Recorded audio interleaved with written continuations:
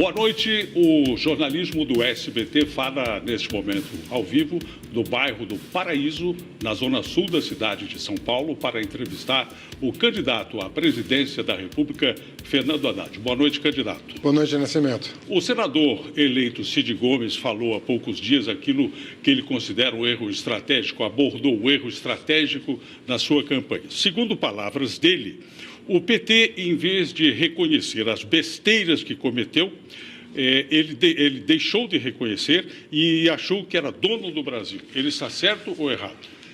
Ali foi no calor de uma discussão, um bate-boca, mas o Cid mandou um vídeo para nós, gravando uma mensagem forte a favor da minha candidatura. E você sabe que ela é uma liderança importante do Ceará, estado que eu pude ajudar na condição de ministro da Educação, espalhando universidades e escolas técnicas no tempo que ele era governador. Mas o senhor acredita na primeira ou na segunda versão do vídeo dele? Veja bem, no calor da discussão, você faz, às vezes, um comentário, e eu acho correto que a gente reconheça erros. Não vejo nenhum problema nisso. Que erro, por exemplo? Por exemplo, eu já disse numa entrevista recente que os controles que nós criamos para controlar os ministérios deveriam ter sido usados também nas estatais. Você veja que eu fui ministro da Educação por 7 anos, eu gerenciei 100 bilhões de reais por ano. E você não ouviu uma menção a qualquer desvio de recurso público. Por quê? Não apenas pela minha conduta, mas porque eu tinha um controle interno eficaz, que eu pretendo adotar em todas as estatais. Candidato, por que a imagem do ex-presidente Lula repentinamente desapareceu da sua campanha e o PT trocou a cor da sua história, o vermelho, pelo verde e amarelo, como nunca fizeram antes? Não, nas 4 vezes que nós fomos para o segundo turno, a gente muda um pouco. Por quê? Porque o segundo turno é ampliação. Eu tenho um adversário que representa, na minha opinião, forças que me causam medo. Quero te dizer que a violência que ele verbaliza me causa medo, a mim, nos meus filhos, na minha família. E eu quero reunir as pessoas que representam a esperança. Eu acho que nós tínhamos um bom projeto, os erros precisam ser corrigidos, mas eu não jogaria a criança com a água do banho. Preservar um projeto que beneficiou tantas pessoas no Brasil, tirando da pobreza 36 milhões e melhorando a vida de outros 40 milhões que passaram a figurar na classe média brasileira. Quando o senhor fala em reconhecer erros, as denúncias apresentadas na Operação Lava Jato fazem parte disso ou não? Sim, desde que a pessoa tenha sido condenada em última instância, porque todo brasileiro tem o direito de recorrer de uma decisão que considere injusta. Então, até o final do processo, todo mundo tem o direito de se defender, mas ao final do processo, aqueles que foram condenados vão ter que pagar pelos erros cometidos. Nesses últimos dias, o senhor foi em busca de apoios relevantes agora na eleição para o segundo turno. Eu queria saber se o senhor tem nomes a apresentar, se o senhor teve êxito nesses seus contatos. Olha, eu tenho feito sondagens de pessoas que eu respeito. A imprensa noticiou que eu visitei o Joaquim Barbosa na sua casa em Brasília, porque eu acho que ele é uma figura que, pelos 40 anos de serviço prestado, tem o que contribuir. Não fui convidá-lo para ministério, como foi noticiado. Fui ouvi-lo para melhorar o plano de governo. O Mário Sérgio Cortella, que é um educador muito conhecido no Brasil, sempre foi um interlocutor permanente meu. E eu quero ouvi-lo sobre um nome para a educação. Agora, do ex-presidente Fernando Henrique, o senhor esperava mais, não é? O presidente Fernando Henrique está numa saia justa, né, porque alguns dos candidatos ao governo do Estado, não me apoiam.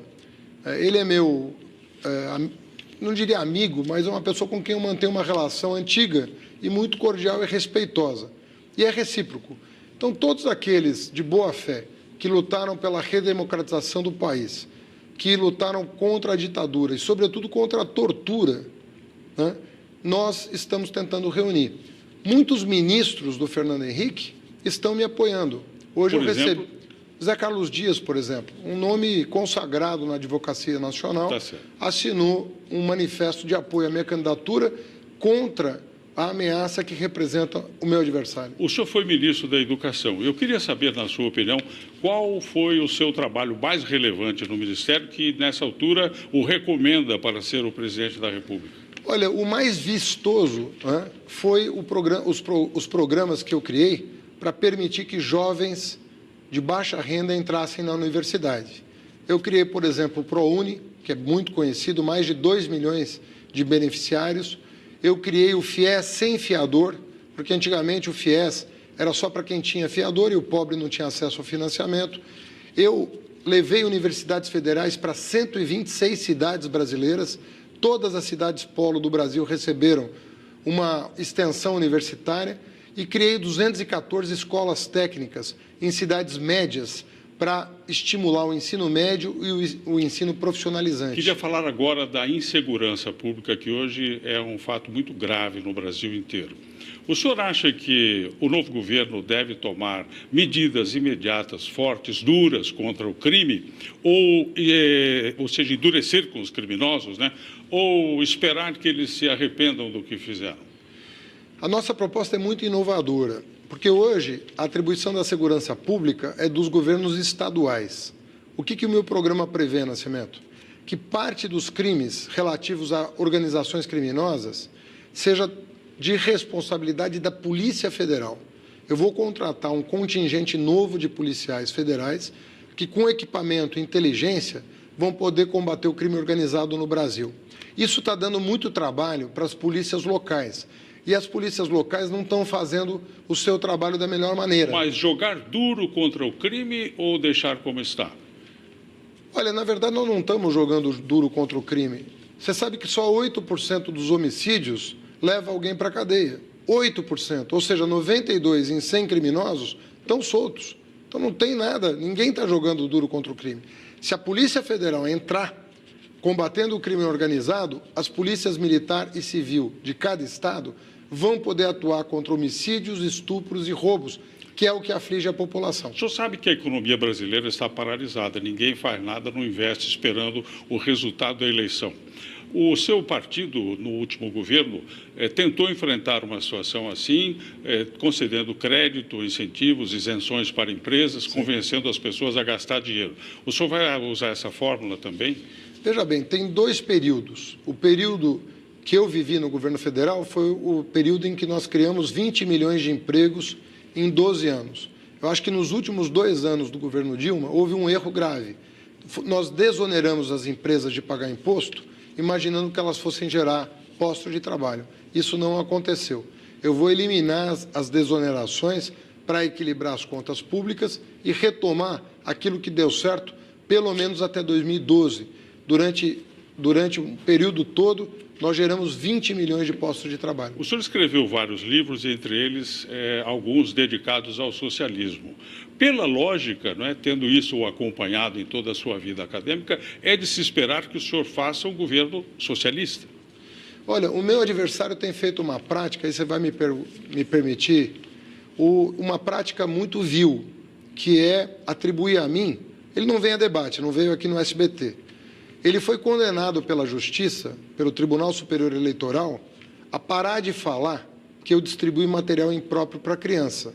Não, eu me refiro aos livros de sua autoria, por favor. Vou chegar lá. Mas é importante eu registrar, você está me dando a oportunidade. Certo. O Tribunal Superior Eleitoral classificou como mentira o que o Bolsonaro diz a meu respeito sobre a distribuição imprópria de material para crianças de 6 anos. Ele foi condenado pela Justiça. Isso já está no Diário Oficial. Em segundo lugar, ele está mudando o miolo dos meus livros e colocando livros de terceiros com capa do meu e fazendo a mesma prática.